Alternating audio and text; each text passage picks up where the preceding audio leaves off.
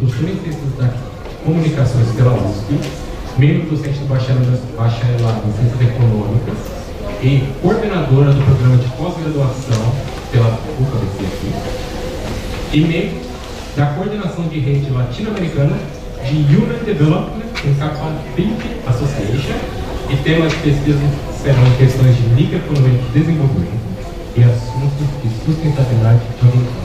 Pode vir aqui, professora.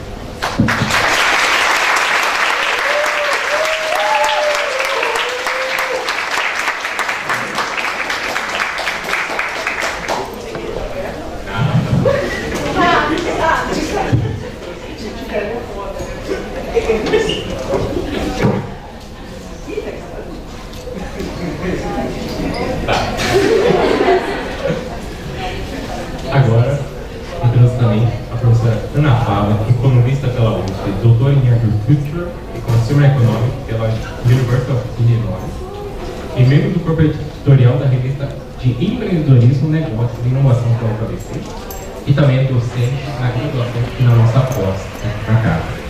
E temas de pesquisa para ela, que ela faz, é gênero, bens duráveis, economia da educação e economia feminista. Por favor, via a mesa, professora.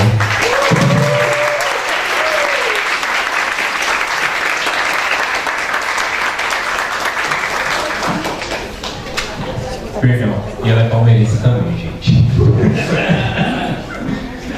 Agora passo a palavra para a professora Mônica. Por favor, professora. Boa noite a todas, todos e todas. Eu preciso mesmo usar o microfone? Por favor, professora. É melhor. Eu vou esquecer essa porra. Bom, a gente já falou palavrão, né? Comecei mal.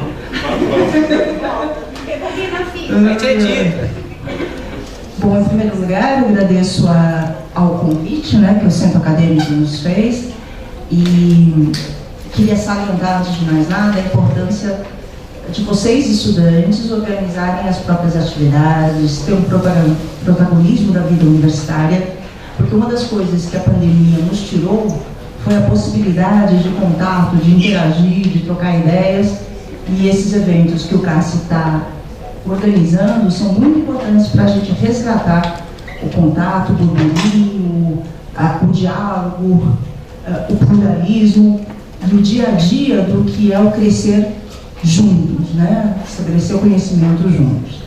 Eu dividi a minha fala da seguinte forma, né? Eu vou iniciar dizendo alguns dos pontos do que seria a microeconomia do desenvolvimento, porque eu entendo que pode ser a microeconomia do desenvolvimento. Tem perspectivas diferentes envolvidas, mas eu escolhi separar grandes temas que podem estar associados a essa área, né, microeconomia do desenvolvimento. Aí na sequência eu vou mostrar aí 3 conjuntos de trabalhos que eu ando fazendo. Não vou discuti-los em detalhes, mas eu vou só dar um grande panorama para saber o tipo de coisa que a gente pode fazer a partir da perspectiva da microeconomia do desenvolvimento, né? Então, depois eu posso passar as referências para o Cássio encaminhar para vocês, mas é para vocês terem um panorama, né? Do que a gente pode fazer associado utilizando o nosso referencial teórico, metodológico, para fazer a vida das pessoas mudar, e para melhor, espero. Né? E ao final eu vou abrir para vocês, perguntarem algumas coisas sobre a agenda, e essa é a minha ideia. Está mudando o negócio para mim, sou eu que tenho que mudar? Pode falar. Gente, eu sou dislexa, eu não consigo pensar, falar e mudar o negócio. Não, então.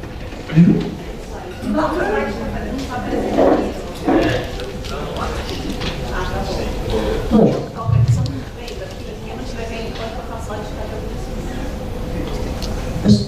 eu sou meio japa, mas meio fake, né? Porque esse negócio de fazer com que eu fique com as mãos presas com alguma coisa vai dar merda, não é?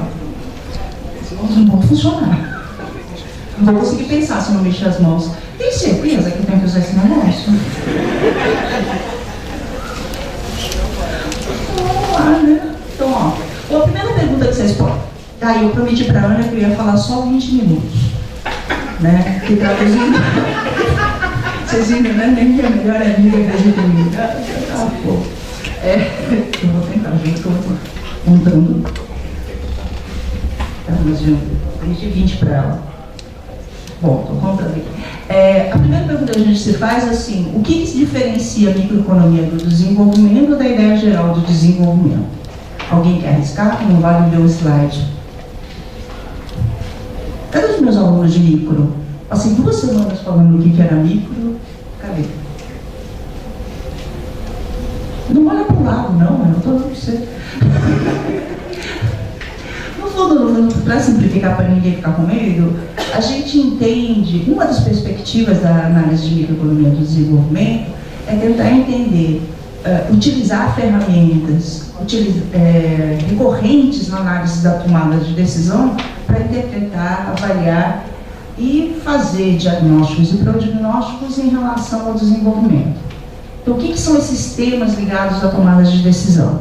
Isso pode envolver temas como a pobreza, pode envolver temas como indicadores e dificuldades e riscos ambientais, vulnerabilidades socioeconômicas, pode envolver problemas associados à desigualdade, às decisões intrafamiliares, que é das famílias, que é um pouco a praia da professora Ana, muito mais do que a minha, a discussão sobre educação, a discussão sobre meio ambiente, ou seja, tudo aquilo que envolve a tomada de decisão, seja dos agentes privados, públicos ou de empresas, e que tem algum efeito sobre o desenvolvimento, pode compor parte da área da microeconomia do desenvolvimento.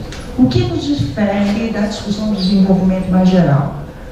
A gente tem um olhar para impactos, para a tomada de decisão, sobre as variáveis que afetam essa decisão e como eu posso prever trajetórias que afetam os indivíduos.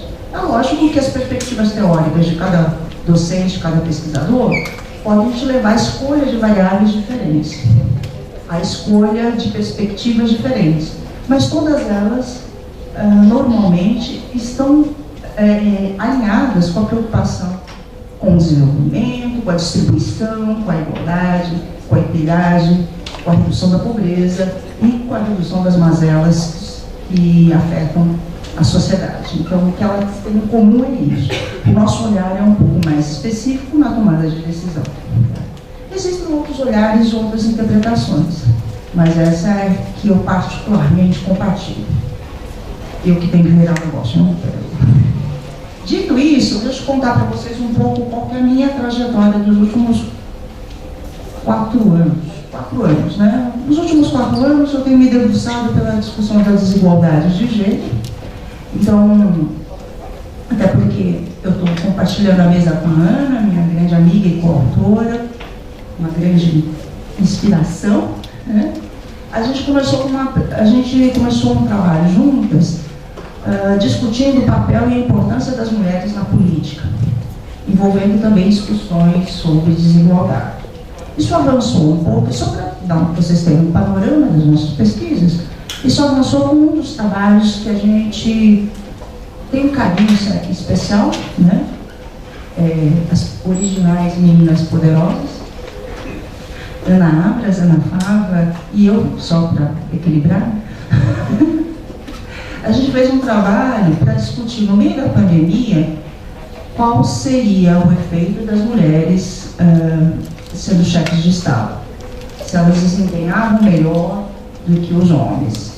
Isso é um tipo de trabalho, da tomada de decisão. Que decisões elas tomam? É um problema de preferências. Mulheres têm preferências. 2 discussões emergem. Estou simplificando, né? Mas de um lado você tem um conjunto de autores que falam que as mulheres são diferentes. Não, de fato são, né?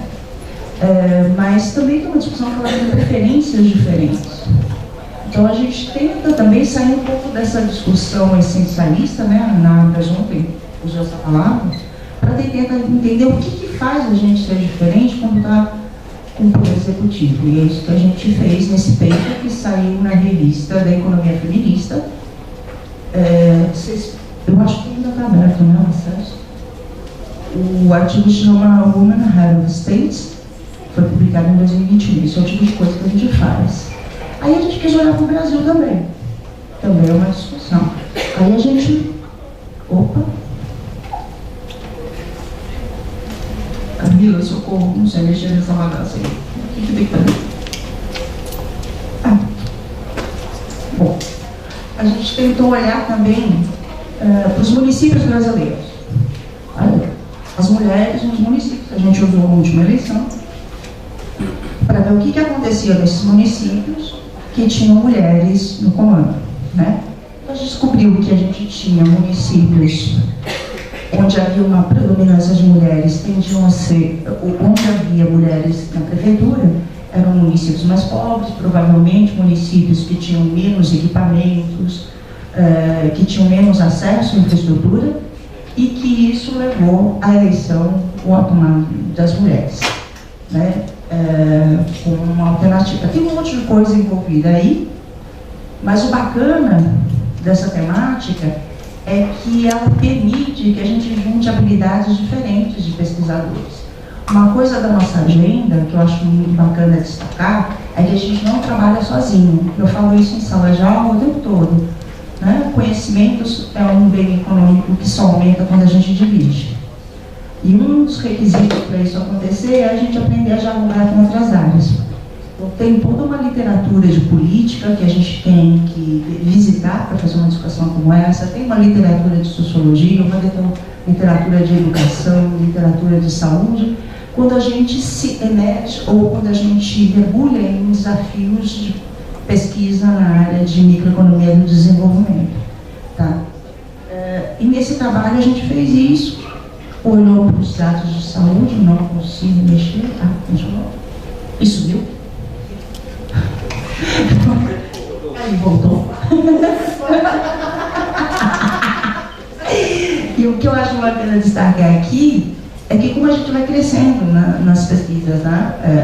Quando a gente trabalha junto. E destaco aqui, a Giovana foi uma aluna da graduação, há pouco tempo atrás ela estava com vocês, que nem vocês aqui nos bancos, foi fazer o mestrado com a gente, né? Produziu muita coisa sobre temas da área de microeconomia de desenvolvimento. A área dela era discutir desigualdade das mulheres na dança, né? E hoje ela é nossa coautora, minha coautora, e da Anne aqui também, e está fazendo doutorado na Universidade de São Paulo. Não é só porque a gente ainda não tem doutorado, mas ano que vem teremos. Então, é para mostrar um pouco isso. Vamos pensar diferente, vamos pensar o que acontece com esses municípios, o que eles têm, o que eles não têm, e que isso pode estar ou não estar afetando a possibilidade de igualdade entre as mulheres. Essa é uma agenda. Esse é um mapa que eu coloquei mais para mostrar como é importante a gente aproveitar os nossos colegas e o network da universidade, né? O pessoal do bacharelado em planejamento de território me ajudou a fazer os mapas. Tanto eu sei fazer, mas não sei fazer tão bonito como o pessoal do BPT, né? E aí a gente consegue ilustrar a participação das mulheres ao longo do território. A diferença das cores é uma das agendas de pesquisa que eu tinha antes de entrar aqui na UFABC, que são indicadores de qualidade de vida. A minha trajetória anterior ao UFABC era pensar a microeconomia do desenvolvimento com um olhar para as vulnerabilidades, para a pobreza e qualidade de vida. Tá? Então eu gerei um indicador, e esse indicador é o que está desenhado nesse mapa. Tá? E aí a gente destacou ali a presença dos municípios, os municípios onde a presença das mulheres estava na prefeitura. O que eu estou mostrando com esse slide? Que pesquisa em microeconomia do desenvolvimento pode ser e ganha se for interdisciplinar, se for colaborativa, porque amplia o olhar. Isso na abordagem teórica que eu adoto para essa perspectiva, que é a abordagem das capacitações, se chama pluralismo informacional e metodológico. E se tem um lugar de excelência para isso acontecer, é na UFABC.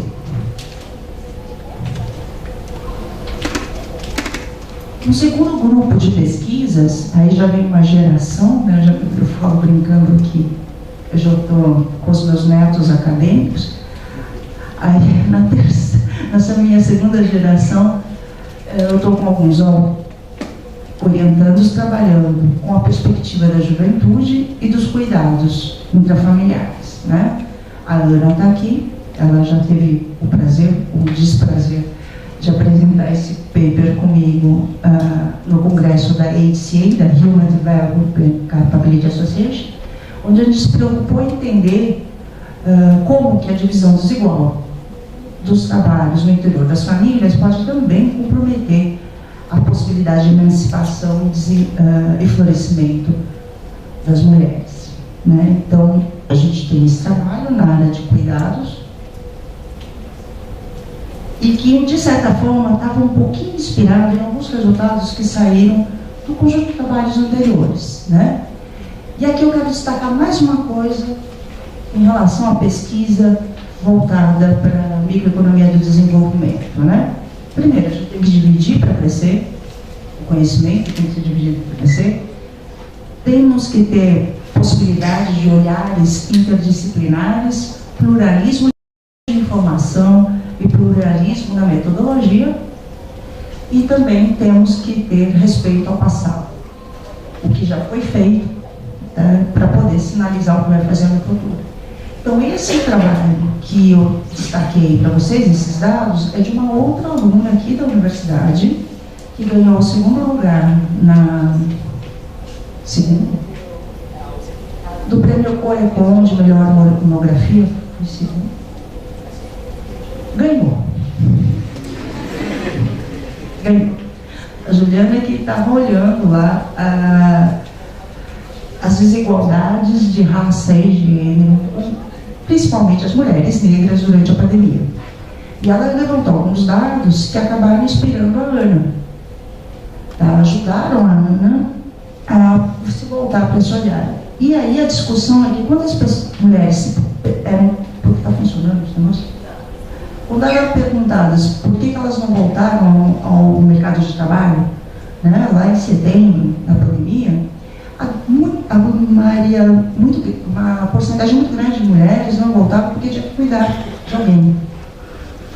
Cuidar ou das crianças, ou dos idosos, ou dos doentes. E essa carga de cuidados é muito maior para as mulheres. Tem toda uma agenda dentro da microeconomia do desenvolvimento, dentro da economia de gênero, que discute isso, né? Mas o que a gente verificou lá é que, no caso, né, do trabalho da Juliana, que aparece aí, essa rede de cuidado, esse cuidado era um ônus muito maior para as mulheres negras, né? E era ainda pior porque essas mulheres negras tinham dificuldade de retomar ou voltar ao mercado de trabalho depois.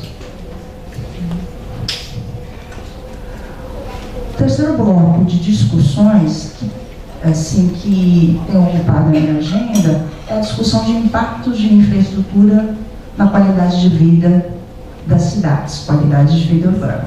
Então, como eu disse para vocês, minha trajetória começa na discussão da pobreza, das grandes cidades, indicadores de qualidade de vida. Eu passo, falar de qualidade de vida envolve falar de igualdade e equidade.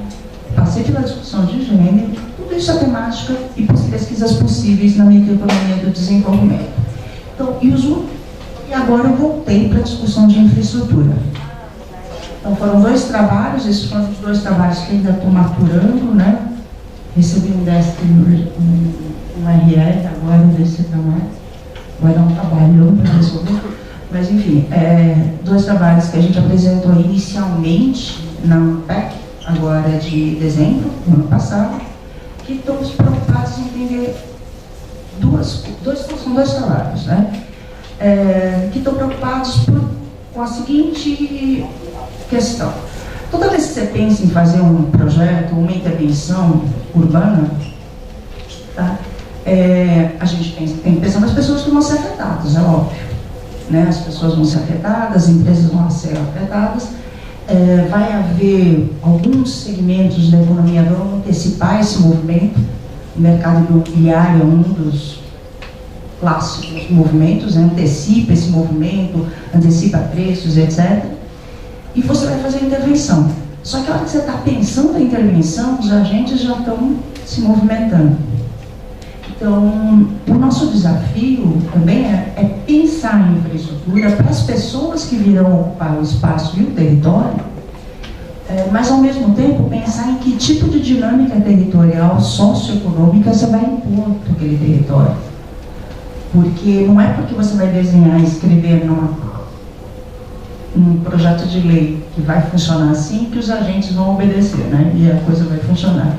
Então, existem muitos desvios no processo, desvios no sentido de incentivos díspares em direções contrárias, e eu e alguns amigos, por conta de uma demanda estabelecida pelo Ministério da Economia e do PNUD, a gente realizou esse trabalho. Tá? E o que era o trabalho? Esse é o meu penúltimo trabalho, né, desses dias. É tentar entender qual que vai estar primeiro, estabelecer metodologias de análise para o impacto de infraestrutura quando a infraestrutura já foi colocada. Tá? Para quem já avançou um pouquinho em econometria, em análise, etc., vai ver que um dos nossos problemas é que tem muitas variáveis não observáveis e que eu não consigo fazer voltar ao passado para ter uma linha de base, para ver como que era antes. Né? O negócio já aconteceu. Então, toda vez que a gente fala de análise de impacto, a gente está vendo o que mudou, qual foi o delta, qual foi a variação. Né? Quando você faz análise ex post, a ferrovia já foi colocada. Então, você não tem uma maquininha para voltar no passado e ver como que era o território antes da ferrovia. Né? Em muitos dos projetos de infraestrutura acontece isso. O start já foi dado. Quando se anuncia que vai ter metrô, já tem gente que já vendeu antes do anúncio. Já se preocupou em antecipar esses movimentos de mercado. Então, a preocupação do PNUD era que tipo de metodologia a gente pode usar para fazer análise ex post, ou seja, sem linha de base, ou depois que a intervenção já foi feita, para analisar o impacto de um conjunto muito vasto de infraestruturas. Então, era uma equipe muito grande, que tinha as preocupações com logística, saneamento, segurança hídrica, telecomunicações, saneamento básico, habitação. E os dois trabalhos, os dois artigos que eu trabalhei foram de mobilidade, que é o BRT, de Belo Horizonte. Aqui, um sexto alertazinho, né? Já falei da importância da gente ter interdisciplinariedade, pluralidade informacional, pluralidade de métodos, de respeitar a história, de dividir conhecimento, né? Agora, a importância do modelo, a importância da organização das ideias, a importância da sistemática quando você se volta para pesquisas ligadas à microeconomia do desenvolvimento. Você tem que ter teoria, você tem que estudar, você tem que entender como que outros autores já organizaram as relações causais, as conexões entre as variáveis, para você poder entender melhor o seu objeto de estudo. Tá? O dado é importante, mas o dado sem você ter uma teoria por trás não vai te ajudar em nada. Tá? Por outro lado, se você não sabe lidar com o dado, você não vai conseguir extrair dele informações que dê razoabilidade para a coisa que você está querendo analisar. Ele vai e volta. Em vermelhinho, a ideia não era que vocês lessem tudo, mas em vermelhinho estão aí o que a gente chamaria de variáveis omitidas quando a gente vai fazer qualquer análise econométrica, né? Mas o legal aqui, que eu queria mostrar para vocês, é o seguinte: o que a gente normalmente enxerga, achei o pontinho. Cadê o gatinho? Só agora comigo. Tá. Bom, mas voltando aqui. Quando a gente está está falando de impacto, a gente está tentando enxergar uma operação ou uma infraestrutura e está querendo ver o que aconteceu, tá? Qual que é a consequência. Só que isso aqui, simplificadamente, envolve considerar uma série de outras coisas. Todos esses outros pontos que a gente levanta vêm da teoria. E nem sempre os dados estão disponíveis para esses pontos. Então, vou pegar um exemplo para vocês, que é esse exemplo do BRT. Tem 5 minutos ainda, para ficar nos 20 que eu prometi, certo? Então, olha só. O processo, no caso do BRT, alguém conhece o BRT de Belo Horizonte? Belo Horizonte? Som. Bom, o BRT é um sistema de transporte sobre trilho rápido, que tem vias segmentadas, ou são corredores, que tem estações específicas para troca de veículo, né? E que permite que você acesse vários bairros de Belo Horizonte, né? Então, em outro momento eu posso explicar melhor o trabalho em si. O que eu queria destacar é assim, ó, se alguém chega para vocês e fala, qual que é o impacto de um sistema de mobilidade? Qual é o impacto de trazer metrô até São Bernardo? Todo mundo pensa que vai melhorar a minha vida, né? Vocês estão pensando, vou melhorar, vou chegar mais rápido. Mas aí tem uma série de outros fatores. Primeiro, o mercado imobiliário antecipa que isso pode acontecer e você vai ter uma dinâmica diferente no mercado de terras e aluguéis em volta. Outra coisa, os custos são diferenciados de acordo com a topografia. Tá? Quem está muito perto das estações, os preços desses imóveis caem. Quem está muito perto cai, porque tem barulho, tem gente. Né? E se você não tiver um dinamismo na economia, pode acontecer também o quê? Começar a ter vendedores ambulantes, ruído. Tá? Então quem está muito perto fica achando que não vale tanto. Mas muito longe também não dá. Qual é a distância ideal de uma estação? Tá? E quando a população está envelhecendo? Não é o caso de São Bernardo. Tá? Você tem que ter rampa de acesso. Você tem que considerar um grau de inclinação. Economista não resolve essas coisas sozinhos. Então, uma das coisas que a microeconomia do desenvolvimento alerta é que, cara, gente, a gente não sabe dono de tudo. A gente tem algumas funções dentro do conhecimento. E uma delas é melhorar as condições da tomada de decisão. Esses são os recursos, com informação, com teoria, com metodologia, com estudos. E aqui eu dou esses exemplos. O que a gente fez? A gente não tem esses dados. Tá? Preciso saber se o sistema vai melhorar a vida das pessoas. O que é melhorar a vida das pessoas? O que é melhorar a vida das pessoas? Para mim, agora, melhorar a minha vida é vocês me liberarem de não ter que usar esse negócio aqui, porque eu estou com a mão tremendo aqui, está tremendo. Tá? Para alguém é poder comer, que está morrendo de fome. A professora obrigou a vir aqui assistir a aula, está esperando a lista passar. E tem gente que talvez esteja gostando. Espero que seja a maioria. Mas enfim, eu preciso ter indicadores. Eu preciso construir esses indicadores a partir de vários saberes plurais. Esse é um recado, né? Bom, então nesse caso, o que a gente fez? A gente pediu esse trabalho. E agora, o que aconteceu? A gente fez duas divisões. Avaliou esses efeitos, considerando as variáveis omitidas, por que variáveis omitidas? Né? Para saber o que vai acontecer com o mercado imobiliário. Eu não sei o que aconteceu entre a instalação, o primeiro anúncio do móvel, e os caras comprando terreno para construir imóveis para vender, que vão ficar perto do móvel das estações depois. Então eu tive que criar uma análise para isso, para tentar estimar quais podem ser os efeitos. Também olhei mercados de trabalho. Então, ver quais indicadores. Aí a gente tem que usar a teoria para ficar pensando, né? Que tipo de trabalho se gera ali? Que tipo de dinâmica de emprego, oferta e demanda do mercado de trabalho vão se estabelecendo no entorno do móvel? Isso é microeconomia. É o uso dos conceitos e categorias microeconômicas para tentar entender o problema que é de desenvolvimento urbano.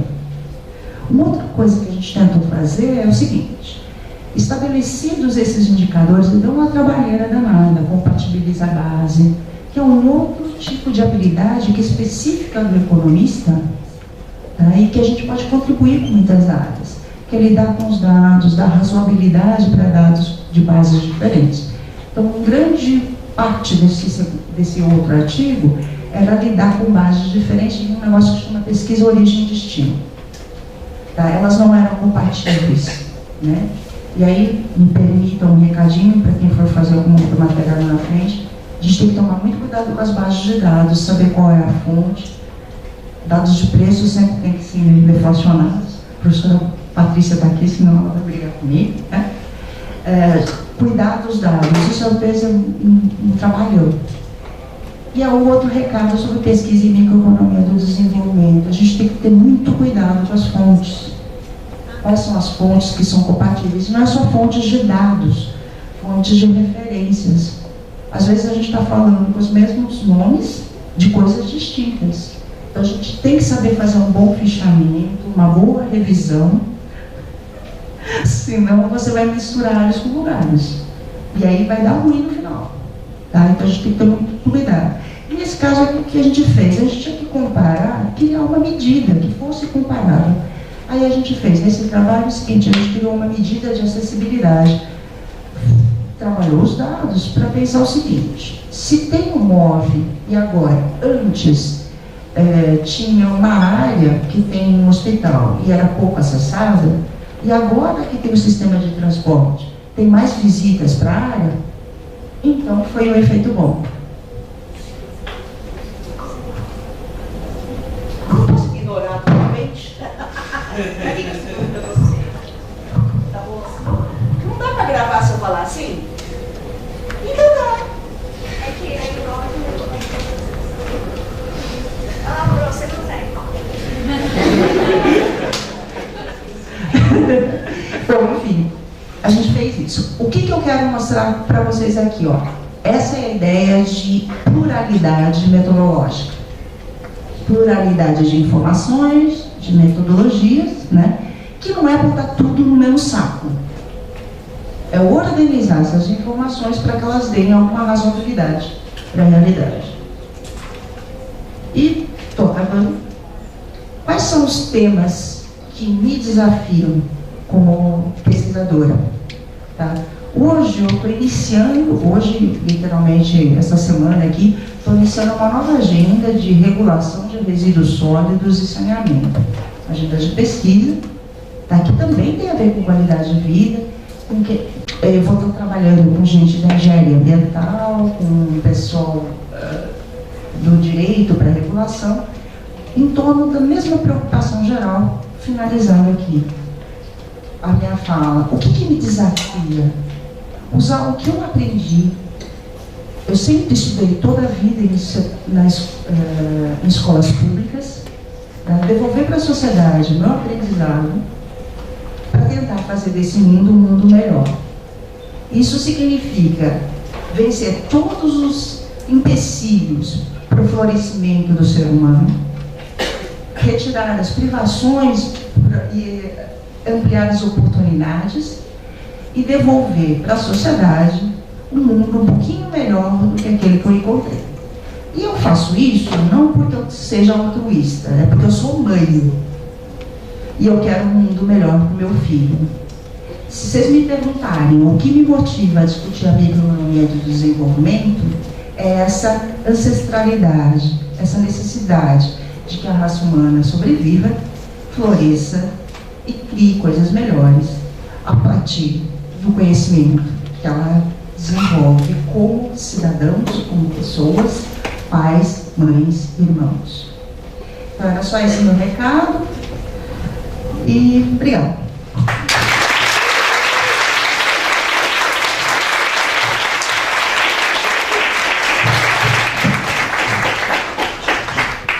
Muito obrigado, professora. Agora eu passo a palavra para a professora Ana Fava.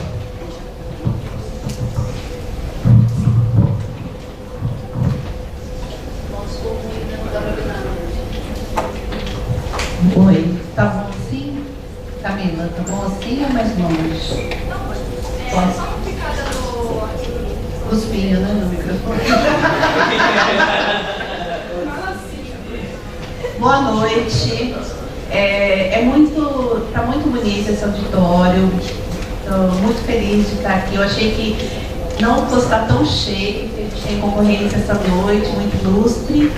E eu queria convidar o pessoal que está em pé no fundo, na porta, que tem algumas cadeiras aqui na frente. Se quiser vir ocupar, agora é a hora, o momento. Sinta-se à vontade, tem espaço aqui para sentar, tá? Boa noite a todos. Lembrando que lá na porta vocês podem comprar a rifa do centro acadêmico, só por R$3. E ajudar, né, o centro acadêmico com recursos para continuar favorecendo vocês, né? E quem sabe, numa próxima eles me convidam aqui para mim como coordenadora de monografia, falar um pouco sobre como fazer, né? Pesquisa em economia, porque é a brincadeira do fechamento, porque quando a Mônica me chamou, eu falei assim, eu queria mesmo era falar sobre fichamento, os alunos não sabem fazer fichamento, e eles estavam tudo escutando a minha mensagem, a Mônica detonando, né? E a cara não serviu, né? Mas hoje eu vou falar sobre uma pesquisa. Eu trouxe uma pesquisa aqui para falar para vocês, uma só, mas que é um exemplo de uma linha de pesquisa, né, que eu tenho desenvolvido, que eu tenho trabalhado bastante, que é sobre inclusão financeira, tá? E é também sobre desigualdade de gênero. Tá? Agora está ótimo. Nós nos trocaram? Era sobre a PDF? Oi? Ah, tá. Nossa, ficou ótimo. Ficou ótimo agora. Essa pesquisa é em parceria com a professora Angela Lyons, da Universidade de Illinois, né? Com a ajuda clínica Hanna, que está na França, na ISEG, e com a Deepika é aluna de mestrado, agora de doutorado, é nossa assistente de pesquisa. Nós estamos usando aqui os dados do PISA. Todo mundo conhece aqui o que é o PISA? Sim, não? O PISA é aquela prova que os alunos de 15 anos, né, fazem para avaliar como que está o desempenho, né, na educação dos jovens. E era uma prova feita pela OCDE, adaptada para cada país, para a língua. Então, o Ministério da Educação do Brasil, ele adapta a prova para aplicar aqui para os alunos brasileiros. A MINEF cuida dessa aplicação da prova, assim como ele cuida das aplicações de outras provas que medem também o desempenho, né, da qualidade da educação no nosso país. Né? E o PISA é uma prova feita tanto para alunos de escola pública como para alunos de escola privada, e ele compara, né, ele cria um indicador assim, de como né, um índice assim, de como os alunos estão desempenhando em matemática, em leitura, em ciência, e eles têm mais recentemente, estou analisando 2018, mas assim, essa acho que é a terceira ou quarta vez que é feita esse índice também para conhecimento financeiro, tá? E eu estou trabalhando com essa parte do conhecimento financeiro, certo? E os alunos são... O que acontece? Tem uma preocupação muito grande de se incluir no currículo, né, já no ensino médio, até algumas tentativas já de ter algumas abordagens dentro do ensino da matemática no Fundamental 1, no Fundamental 2, e foi incluindo mais ainda no ensino médio o conhecimento financeiro, né? Questões relacionadas a dinheiro, mas também questões relacionadas ao consumismo, né? Como João, quando a gente estava no pós-doc, ele estava no kindergarten, né? Que equivale ao primeiro ano aqui, né? Ele apresentava o wants and needs, né? Você quer e o que você precisa, né? A diferença. E tem essa preocupação, mas a gente tem essa preocupação para além disso, que é também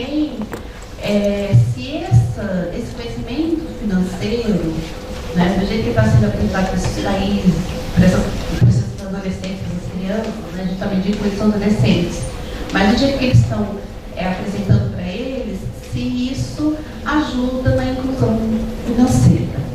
Tá? E aí a gente está olhando aqui, esse é a primeira wave do PISA, que está perguntando sobre conhecimento financeiro digital e inclusão financeira digital. Tá? Então, por isso que a gente está usando esse de 2018. Tá? E os objetivos, né, desse trabalho, então, é tentar buscar, né, tentar entender essa relação entre conhecimento financeiro e inclusão financeira tradicional e digital. Tá? E a gente vai olhar para o diferencial de gênero, tá certo? E aí eu vou dizer para vocês que a gente se preocupa muito com essa diferencial de gênero, principalmente que ela aparece nessas idades, né, quando ainda a população é jovem, tá? Por quê? Porque elas só vão se ampliar ao longo da vida, né? Elas só vão se ampliar ao longo da vida por quê? Porque toda a trajetória, né, do homem e da mulher vai fazendo com que o homem vai se aproximando cada vez mais desse meio e a mulher se afastando cada vez mais desse meio. Então, o lugar do homem na sociedade é um lugar de networking, que ele tem acesso ao banco, que ele tem conhecidos, que ele participa de um grupo, né? Esse grupo ele pode ser até um grupo do tipo dessas associações, né, que visam a incentivar a pessoa, que visam fazer networking. E a mulher, ela está restrita, né, a esse lugar privado, que é a família, que é o que ela dá conta. Então, para ela, muitas vezes é mais difícil de ir até a agência bancária, e quando ela vai e consegue ir até a agência bancária, ela não tem um networking. Então, muitas vezes lá ela é recebida, também tem a questão do papel de gênero. Aí você vai falar, vamos falar que é discriminação. É discriminação estrutural, né? Ela tem esse papel de gênero, então quando ela chega na agência, quando olha para ela, não olha como um potencial mútuo, olha como uma pessoa que vai fracassar porque ela não tem experiência, porque ela não tem assertividade, porque esse é o papel que é atribuído, né? Então tem a questão, chega, não consegue financiar, bons preços, bons juros, né? Tem muita dificuldade. E, então, essas questões vão só se acumulando ao longo da vida. Né? Então, se a gente observa já nessa idade diferenças de gênero, isso é muito preocupante. A gente precisa entender o que está acontecendo. E toda essa transformação do setor financeiro para a digitalização acende uma luz ainda maior, né, de um potencial ainda maior de aumentar essa lacuna de gênero. Por quê?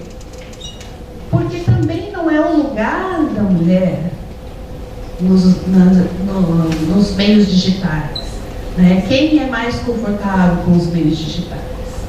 Né? Então, é uma preocupação também. Tá? Então, a gente vai ver em que medida esse ensino, né, do conhecimento financeiro ajuda a reduzir também essa desigualdade de gênero, tá? Na inclusão financeira. Tá? E assim, muitas pessoas que trabalham com os dados do PISA, eles trabalham muito com questões de diferenças de... já estou destruindo o negócio aqui.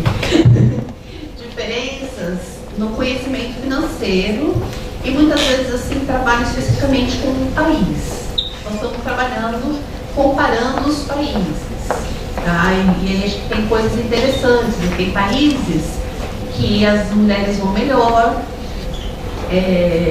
no conhecimento financeiro, na inclusão financeira, e tem países que os homens vão melhor, e tem países que não tem muita diferença, tá? Então, não tem muita diferença no conhecimento, mas tem muita diferença na inclusão. Então, a gente pega também, consegue, além de comparar os alunos, a gente consegue também controlar por país. Então, a gente tem né, essa comparação. É um trabalho que a gente está fazendo uma regressão aqui que é, né, multilevel, né, que a gente tem, aí identifica o indivíduo e identifica o país. Tá? Então a gente tem que trabalhar com essas questões também, né? Quando vai trabalhar com os dados do PISA, tem estimadores especiais para trabalhar com os dados do PISA por causa dessa questão do jeito que ele é, né, coletado. A vantagem de trabalhar com um país só é que você consegue explorar coisas que são específicas desse país, né? E aí vai bem, né, fundamentando o que a Mônica estava tentando dizer. Qual a diferença entre desenvolvimento econômico e microdesenvolvimento econômico? Porque o microdesenvolvimento econômico, ele vai buscar a heterogeneidade, né? Ele vai olhar para uma coisa de um jeito específico, né? Então, se a gente falava lá em Macro 3, que eu estou vendo várias carinhas aqui que tiveram comigo no quadrimestre passado, em Macro 3, a gente falava de armadilha da pobreza, o país está numa armadilha da pobreza, a gente também fala que uma família pode estar numa armadilha da pobreza, né? E aí o que a gente faz para tirar essa família de uma armadilha da pobreza? A gente tem políticas, né, que visam a dar renda hoje, para que as pessoas, né, permaneçam vivas, consigam comer, né, que estão numa condição de extrema pobreza, mas ao mesmo tempo requer que essas pessoas, para elas terem esse benefício, tenham os filhos, né, os filhos estejam matriculados na escola e frequentando a escola, né, e tenham também as vacinas, a frequência também na consulta médica, porque para garantir, né, que a gente vai formar uma pessoa que tenha todas as oportunidades e possibilidades de ser um cidadão pleno, né? Então, é como a Esther Duflo fala naquela palestra que ela faz para a American Economic Association, lá no programa de abertura, que é antes dela ganhar o Nobel, que ela fala assim, para a gente começar a pensar o economista não como engenheiro, que esse é o economista macro, né? Vai pensar o economista como encanador.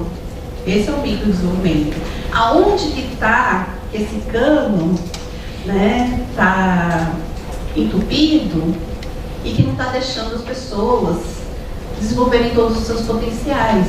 E a gente precisa desentupir esse cano para possibilitar que as pessoas desenvolvam todo o potencial delas, que elas tenham toda a oportunidade, que a gente amplie o conjunto de decisões das pessoas, né? Então, isso é muito importante. Deixa eu ver se eu esqueci de falar alguma coisa. Acho que eu peguei tudo que está nesse slide. Nossa, já passei para frente. Vou voltar. Não, deixa eu ver aqui. Já falei tudo disso, já falei de gender gap. Falei dos main finds. Vou dar para vocês já, né, se vocês puderem correr para a próxima aula, que eu sei que a professora já está pensando no começo da próxima aula. Já vou dar os main finds. Se eu não conseguir chegar lá, você já sabe os resultados principais, né? A gente tem uma relação, realmente a gente observa uma relação entre conhecimento financeiro e inclusão financeira digital, tá? E a gente observa realmente essa diferença, né, entre garotos e garotas, tá? E que, na verdade, esse conhecimento financeiro adquirido na escola, né, essa questão de conhecimento financeiro adquirido na escola, não está ajudando as meninas não está ajudando a estreitar essa relação, tá? Então, o que a gente tem, nesses dados, a gente tem vários países, a gente tem indivíduos que fizeram e não fizeram, tiveram e não tiveram instrução de conhecimento financeiro na escola respondendo. Então, a gente está comparando esses indivíduos, tá? Aqui eu vou falar um pouco dos dados, dos métodos, né? Acho que eu falei, é a terceira mesmo, né? A terceira onda de perguntas do questionário de conhecimento financeiro, tá? E cada vez que eles perguntam, entra um número de países diferentes. Por exemplo, o Brasil não esteve em 2012, a primeira vez que o Brasil teve foi em 2015. E o Brasil continuou agora em 2018, tá? Nessa, a gente tem Brasil, Bulgária, Canadá, Chile, Estônia, Finlândia, Geórgia, Indonésia, Itália, Lavínia, Lituânia, Holanda, Portugal, Polônia, Rússia, Sérvia, Eslováquia, Espanha e Estados Unidos. Tá? São mais ou menos uns 54 mil alunos. Nem todo aluno que faz o PISA é selecionado para fazer a parte de conhecimento financeiro. Tá? E se todos que fizeram a parte de conhecimento financeiro, nem todo mundo respondeu todas as questões que a gente estava interessado, né, todas as variáveis que a gente queria controlar. Então a gente acabou a nossa amostra com 54 mil alunos. Tá bom? Deixa eu ver se dá uma coisa para falar. 29 países. E a gente está olhando aí para a inclusão financeira tradicional, que é ter uma conta bancária, usar um cartão de débito, e também para digital, né? Para a inclusão financeira digital, que é fazer uma compra online, ter um aplicativo de banco no celular, conseguir fazer uma transferência no celular, né? Quando a gente começa a fazer esse trabalho de mobile money, a gente não tinha Pix ainda no Brasil, né? Agora a gente tem Pix no Brasil, tem QR Codes, né? Mas em alguns países, até para... Alguém está passando para mim ou está aí só aí? Oi? Está pagando. Não, mas está mudando. Ah, não, está mudando. Não. Tá bem. Tá tranquilo. Já esqueci o que está falando. Mas são essas questões, tá? E a gente olha por duas medidas. Por que a gente faz duas medidas? Né? Eu vou aproveitar esse trabalho também para falar um pouco de fazer pesquisa, né? Em micro. Por que a gente faz duas medidas? Porque a gente quer saber também se o resultado que a gente está obtendo não é específico dessa medida. Então, além de olhar para esses 5 tipos de inclusão diferentes, cada um deles é uma regressão separada, a gente também olha para confiança em fazer, né,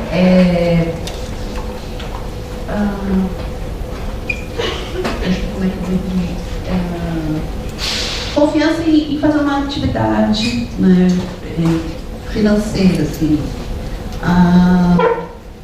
um comportamento financeiro, tá? É um índice, depois vou mostrar mais para frente, deixa eu falar, que ele explica melhor, tá? Tá aqui. Posso ficar em pé? Vocês me permitem? Vocês deixam, né? Alguém não deixou você? Eu falei para você que você podia tudo. Ah, é verdade. Eu não posso ir por causa que está filmando, é isso? Ela você deixa, pode ir. É que você não estava aqui, que eu sou professora legal do DCE. Eu falei, eu era. Não vou tentar não ficar muito longe. Por exemplo, para conta no banco, se o aluno falou que tem conta no banco. É 0 se não tiver. Mesma coisa, né, para um cartão de débito, se fez uma compra online, se tem, né, um aplicativo de banco no celular, se faz, né, pagamentos com o celular, tá? Em vez de fazer com dinheiro. Então, se ele falar que fez, é 1, se ele falar que não fez, é 0, tá? E aqui, o que é essa confiança em ter um comportamento financeiro digital? A gente tem um índice de comportamento financeiro que o que a gente faz? A gente faz aqui um método, né? A Mônica sabe melhor porque eu já esqueci como é que chama o método, a cabeça está falhando. Mas é um método que a gente pega essas 6 questões que aparecem, por exemplo, análise fatorial. Fazer uma transferência de dinheiro, né? Preencher um formulário do banco, entender o extrato, tá? Entender o contrato de vendas, tá? Manter, acompanhar como é que é o saldo da conta, planejar as despesas, considerando a situação corrente. E aí a gente vê o que eles respondem. Então, cada vez que eles responderem, que eles concordam muito fortemente, que eles têm esse comportamento, né, a gente vai aglutinando esse índice, tá? E aí o que a gente tem mais? A gente tem também esse índice de comportamento financeiro digital. O que ele vê, esse índice de comportamento financeiro digital? Se sabe transferir, né, dinheiro digitalmente, né, diferente dali que ele transferir no banco. Se também consegue usar, né, um meio digital para acompanhar o saldo bancário, para pagar com cartão também, para pagar com o celular em vez de dinheiro, e também garantir que está segura a sua informação, né? Segurança digital também é um comportamento desejado, tá? E aí esse índice vai depender de quanto que ele respondeu para cada um desses itens que ele considera que ele tem esse comportamento muito, muito fortemente, tá bom?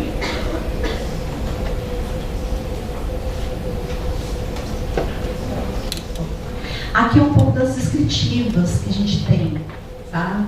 E aqui, eu já estou vendendo aqui para vocês, né, na questão da inclusão financeira, aqui não aparece muita diferença, mas quando a gente olha para essas novas tecnologias digitais financeiras, a gente vê essa diferença aumentando. Por isso que tem essa luz, né? Vamos prestar atenção nisso, né? Será que a gente precisa de mais atenção? Né? Então, é aqui que está, né, entupido esse cano. É aqui que a gente tem que propor alguma ação que vá ajudar a reduzir essa diferença. Aqui no comportamento financeiro, aonde estão já é mais diferente, né? Se a gente olhar para o índice não é tão diferente. Então a gente abriu para ver as diferenças em cada item que entra no índice, né? E quais são as maiores diferenças? Transferir dinheiro, preencher o formulário do banco, entender o extrato bancário e entender o contrato de venda, tá? Transferir dinheiro para o digital, né, de modo digital, pagar com o celular ou entender como que você garante suas informações seguras, né?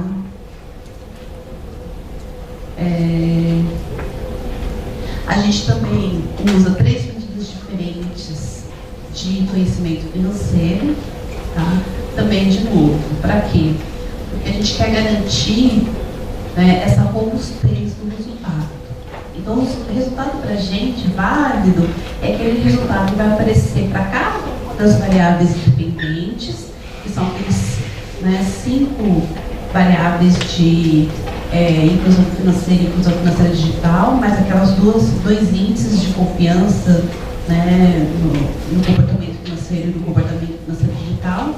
Então, a gente vai ter 7 variáveis dependentes, 7 diferentes, né, regressões, mas também a gente tem 3 variáveis explicativas de alternativas de interesse que vão representar essa medida, né, de conhecimento financeiro. Tá? Uma delas é uma variável 0,1 binária, tá, que vai ser 1 se o aluno fez um curso de educação financeira dentro da escola, tá, ou se ele viu questões de educação financeira numa disciplina dentro da escola ou um curso extracurricular. Tá? Aí a segunda medida, esse daqui, desculpa, aqui são índices normais de 0 a 1 para esse daqui que é um multidimensional. Tá? Esse que usa mais multidimensional. Esse é um conhecimento, tá? Então, para todas as vezes, né, que eles colocam 15 diferentes conceitos de conhecimento financeiro, que eles viram, eu vi e eu me familiarizo com eles, tá? Estou familiarizado com eles. E aqui um outro para se tem alguma dessas tarefas apareceram nesses cursos, tá? Nós temos, eu esqueci quantas, acho que tem 15, mas que nós temos algumas tarefas em chat importante, né? Por exemplo, ensinar o aluno a fazer um orçamento. Né? Então, apareceu essa tarefa, tá? E aí vai entrar com conhecimento, tá bom? Então, esse primeiro aqui, eu já tinha falado, acho que está bem evidente. Esse daqui, né, acho que... quais são os conceitos? Eu acho que eu vou mostrar na tabela com as diferenças, que eu acho que é mais legal do que ler aqui. Esse conhecimento financeiro tem um pouco de diferença, sim. Né? Onde que é a luz? Conseguiu. Peguei. Aqui eu volto. Vou apertar todos, não vou achar o livro da luz. É o ponto, né? Quando eu fazia a disciplina do Werner Bergson, como ouvinte, eu estava terminando o mestrado, viajei para Illinois, depois que eu fui fazer o doutorado, fui aplicar no estado do mestrado, eu viajei para a disciplina dele como ouvinte, e a economia tinha um prédio bem bonito. Mas ele dava aula de desenvolvimento econômico, um outro prédio da frente, que era um prédio do mestrado de políticas econômicas para países de desenvolvimento. E aí ele sempre brincava, né, que as tecnologias faltavam naquele prédio, era uma diferença muito grande de tecnologia entre os dois prédios. O outro estava recente, assim, novinho. E ele brincava, essa é a ideia para vocês entenderem sobre o desenvolvimento econômico.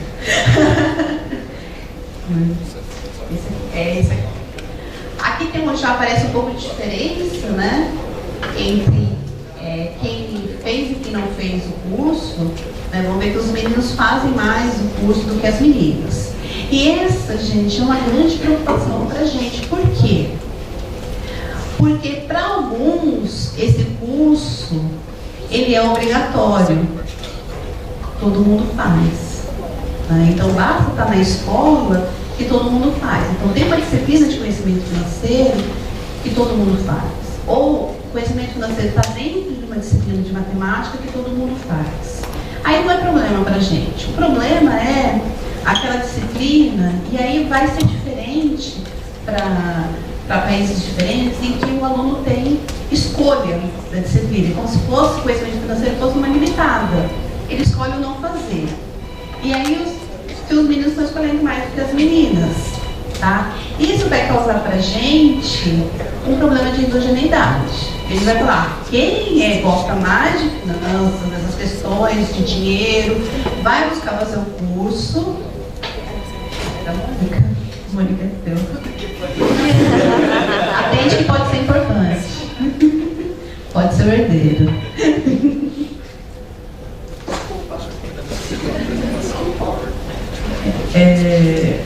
Então esse é o problema, porque se é uma escolha fazer o curso de educação financeira, né, isso está associado também a pessoa já prestar mais atenção nisso. Eu quero fazer esse curso porque eu gosto disso. E eu gosto disso, eu também vou estar mais apto ou predisposto a também estar incluído financeiramente.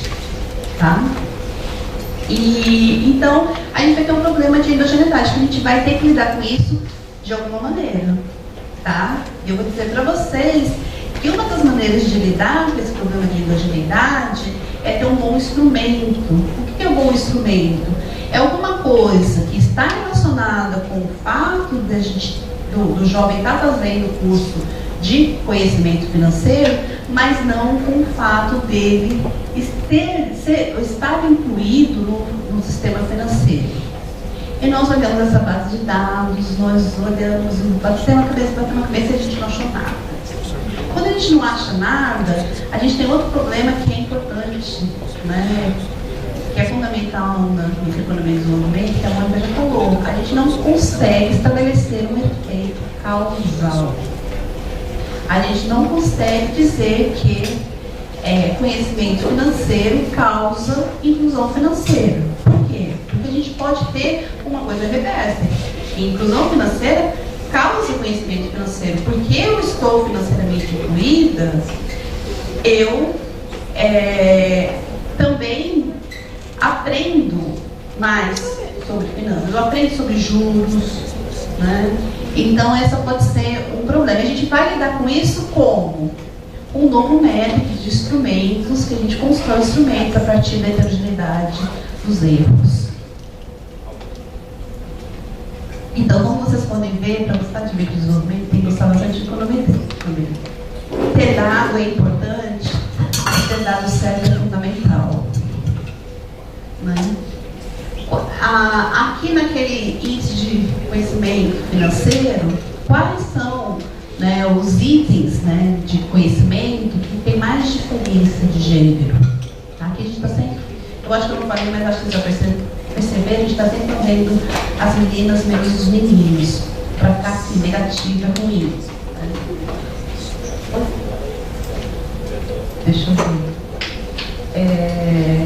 Juro composto, depreciação, retorno do investimento maior, né? E diversificação. Diversificação é importante, né, gente? Já falava a avó do Tobin, não ponha todos os ovos na mesma cesta. Quais as meninas vão melhor do que os meninos? Gente, é incrível.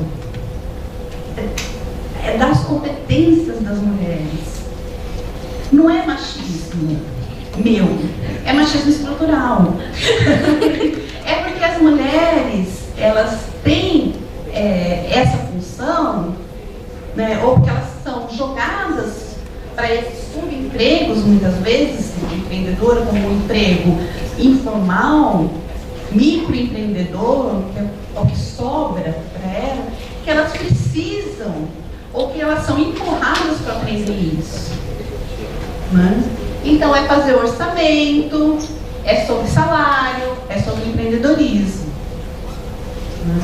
Então, é sobre isso. Não é dizer assim, é porque elas não gostam desses conceitos. Talvez a gente pudesse fazer elas gostarem.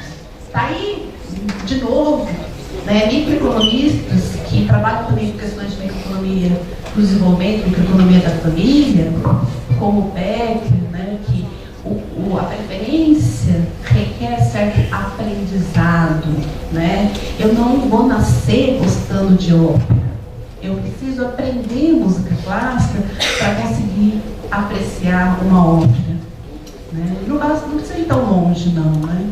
Para entender os filmes da Marvel, você precisa entender tudo. Né? É muito investimento para gostar de filme da Marvel. Né?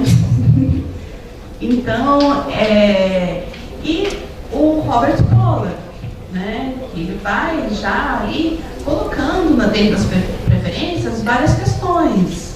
Né? Então, e a gente tem a Creighton, Rachel Creighton, que trabalhou a vida inteira com essas questões, né, de como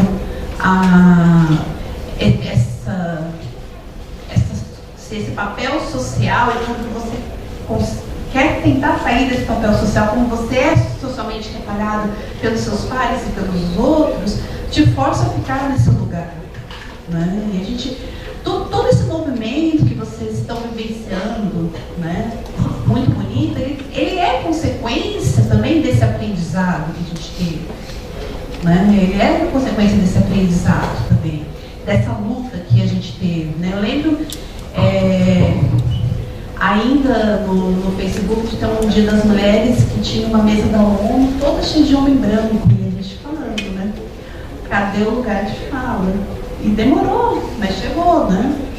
Chegou o lugar de fala, mas assim, era isso mesmo, estavam discutindo os problemas das mulheres no Dia das Mulheres, com 10 homens brancos numa mesa. Né? Então, tem essas questões. Então, não é machismo, é machismo. Tá? Não é meu. É porque elas são criadas para desempenhar esse papel. E como é que a gente reduz esse machismo estrutural? A gente começa a criar diferente. Né? Então a gente tem também a SEMA, que também é do GEPAL, que cuida das questões de gênero, que ela tem trabalho sobre isso, sobre intervenções feitas na escola, né, em países como a Índia, que tem muitas questões de desigualdade de gênero, né? E como isso vai ter consequências no futuro das pessoas, na escolha profissional, né? Então, assim, pequenas intervenções para mudar isso. Isso que a gente está colocando aqui nesse trabalho também, que é fundamental precisar. E todo esse trabalho é para dizer, olha, a gente precisa mais do que ensinar a educação financeira. A gente precisa também, né, repensar essa educação, repensar essas questões. 5 minutos? Bom, eu já falei que eu já ia dar os resultados, então está tranquilo, né? Aqui, nessas tarefas financeiras, as maiores desigualdades estão em pagar uma despesa, discutir direitos do consumidor e discutir como o dinheiro é investido no mercado de ações, tá bom? A gente tem um monte de variáveis de controle, várias variáveis de controle. A gente usa esse Loophole Method, que é o primeiro artigo dele é de 2012, só vem aperfeiçoando, é uma coisa super recente, então se vocês quiserem fazer alguma coisa que seja facilmente publicada, é um método bom para usar. Eu estava aprendendo esse método na pandemia e uma hora aprendendo outro método parecido, cada um numa sala diferente da casa. Mas depois a gente começou a conversar no jantar e a gente está fazendo quase a mesma coisa. Mas o nosso é calculado, o estimador é construído a partir da heterogeneidade dos erros da regressão sem o instrumento. Tá? E a gente usa isso para fazer 2 estágios da regressão. A gente constrói esse instrumento no primeiro estágio, no segundo estágio usa esse instrumento. Para quê? Porque a gente quer uma relação causal, a gente quer extrair essa endogeneidade, tá? Que é essa relação reversa, né? A gente quer saber se o conhecimento financeiro causa a inclusão financeira, mas acontece que a inclusão financeira pode causar também o conhecimento financeiro. Então, como a gente tem essa relação inversa de causalidade, a gente pode também endogeneidade. Então, a gente quer combater isso, como a gente faz isso com instrumentos, tá? E, como não é possível obter um instrumento bom, porque instrumento bom é um instrumento forte, ele tem que ser muito correlacionado com a variável explicativa de interesse, nada correlacionado com a variável dependente, como a gente não tem necessidade desse instrumento, a gente construiu. Aqui, rapidamente, os resultados, se vocês me permitem, conhecimento financeiro para qualquer um desses 3 métodos de inclusão financeira é fortemente significativo, significante e positivo, quer dizer, conhecimento financeiro realmente causa inclusão financeira, já é o método, apertei o lugar errado, voltei tudo, porque tem pouco tempo, né?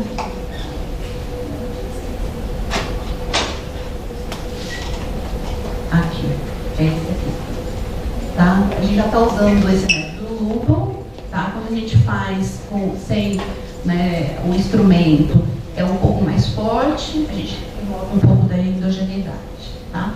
A gente vê que não é consistente com todos, mais com compras online, mas a gente vê que as meninas, né? Vocês vão acreditar em mim, não sei o que aconteceu aqui. Que as meninas fazem menos, têm menos chance, né, de estar financeiramente incluída usando essas medidas, tá? E aqui, quando a gente interage com o conhecimento financeiro com mulheres, o que a gente quer ver? Quando a gente faz essa interação, a gente está falando assim, para além do conhecimento financeiro, para além de ser mulher, né, essa aqui é a segunda derivada, tá? Então, o que ela é? Para além do conhecimento financeiro, para além de ser mulher, como as mulheres que têm conhecimento financeiro se comportam diferente das mulheres que não tiveram. E não está fechando, né? Não tem aqui consistentemente em todas as variáveis dependentes, esse resultado a gente aparece aqui, mas não aparece em todas. Então quer dizer que esse conhecimento financeiro não está sendo suficiente para fechar essa lacuna. Aqui, deixa eu ver, a gente tem o conhecimento financeiro digital, muito parecido, tem um efeito causal, conhecimento financeiro causa, inclusão financeira digital, as meninas estão piores do que os meninos, e a gente não vê um padrão de que conhecimento financeiro e está reduzindo essa inclusão financeira digital. Quando a gente olha para a questão do comportamento, da confiança, né, na confiança e fazer tarefas de serviços financeiros ou de serviços financeiros digitais, a gente vê a mesma coisa. O conhecimento financeiro causa inclusão, a confiança, né, que é confiança, na verdade.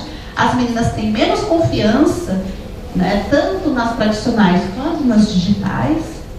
E se a gente olhar para algumas das medidas de educação financeira, como curso, ele ajuda a aumentar a confiança das meninas. Então, apesar de não ajudar na inclusão, ele ajuda a aumentar a confiança nessas tarefas. Tá? Então, aqui é um resumo de tudo que eu falei. Acho que a gente pode encerrar, vou pular. Mas a conclusão, né, é que a gente precisa, né, rever essas normas sociais, né, a gente precisa rever esse papel de gênero para que a gente reduza essa lacuna. Tá? Não basta só ensinar conhecimento financeiro, tem que também engajar, né, as mulheres nessa questão do conhecimento financeiro. Tá? E é um lugar também das mulheres, porque vai ampliar o conjunto de oportunidade delas. Tá? Imagina as mulheres empreendedoras, informais, que não têm acesso ao crédito, não têm acesso à conta, não têm acesso a uma maquininha. Aí, não, eu vou na feira, tá cheio de feirante lá que tem. Né? Eu vou no Brás, já pago com QR Code. Né? Mas essa é a realidade de São Paulo. Né? E de algumas localidades também. Né? Então a gente precisa realmente trabalhar numa coisa que é mais fundamental ainda do que a economia, que é a sociedade, tá bom? Para mexer com isso. Então a gente trabalha muito isso também, pode ser trabalhado na escola, né? E também muito que a gente tem que discutir também o modelo, né? Tem mulheres em cargos, né, financeiros, tem mulheres presidente do Banco Central, a gente teve aí do FMI, né, a Lagarde, ele levantou muita bola de mulher na economia, macroeconomia de gênero, macroeconomia feminista, fez vários congressos, né, estimulou isso bastante, foi uma época de muito florescimento dessas ideias. E é importante ter esses papéis, né, essas pessoas, esses personagens, para a gente mudar esse pensamento, né, que não ele não é inato, né, isso que é muito para os existencialismo, não é porque eu sou mulher que eu não gosto disso, que não foi me dada a oportunidade de gostar, né, não foi tirada de mim a oportunidade de gostar. Né? Então, se a gente criasse de maneira iguais meninos e meninas, a gente teria, né, ampliado o conjunto de oportunidades, não só das mulheres, mas também dos homens. Porque os homens também têm certas restrições que eles não podem, né? Não podiam, não sei se não pode hoje, mas a gente tem vários exemplos de intervenções e a gente está caminhando para o caminho certo, mas a gente tem, nessa questão da inclusão financeira e na questão da digitalização, ainda tem muito trabalho para fazer. Obrigada.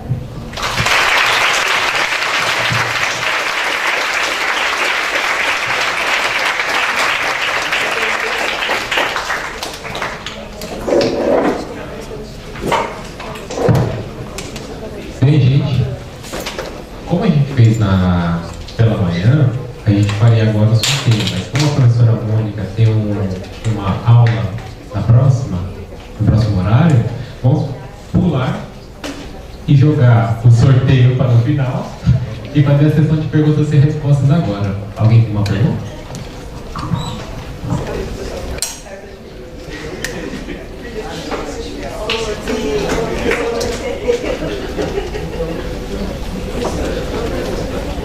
O acesso de crédito para famílias absorventes, uma pessoa que seja mulher.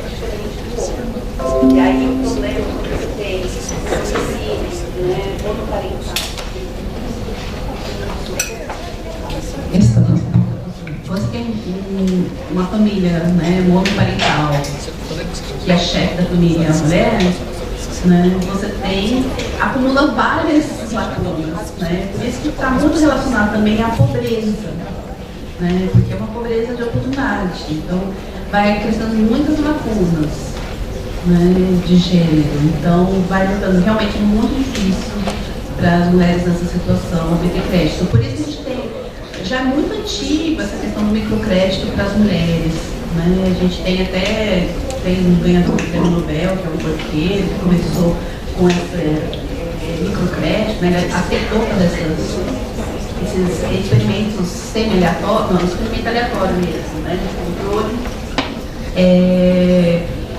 que eles faziam o que? Eles davam carta de crédito para pessoas aleatórias. E para uns eles davam, para outros não. Ou eles davam em uma comunidade, na outra não. E depois eles testaram como que as mulheres faziam, né? As mulheres empreendedoras faziam e também repagar o banco. Né? E eles observaram que isso era muito importante, que ajudava as mulheres a aumentar a renda das famílias e que elas tinham uma boa taxa também de repagar os bancos. Principalmente quando eles faziam como se fossem cooperativas nas vilas, né? Porque essa questão também do coletivo era muito importante para o repagamento do empréstimo.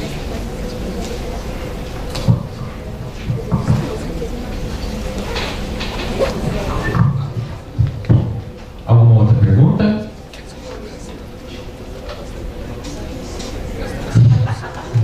Marli? Alguma outra, perdão? Alica? Não precisa de microfone, não. Uma dúvida, sabe qual que foi a faixa de idade da pesquisa?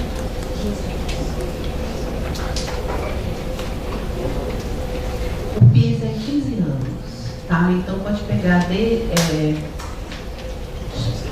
já vou esquecer, 15 anos está oitavo, nono ano, primeiro, início fundamental 2, depende do país que você está, né? Então pode ter gente, dependendo de quando é o aniversário,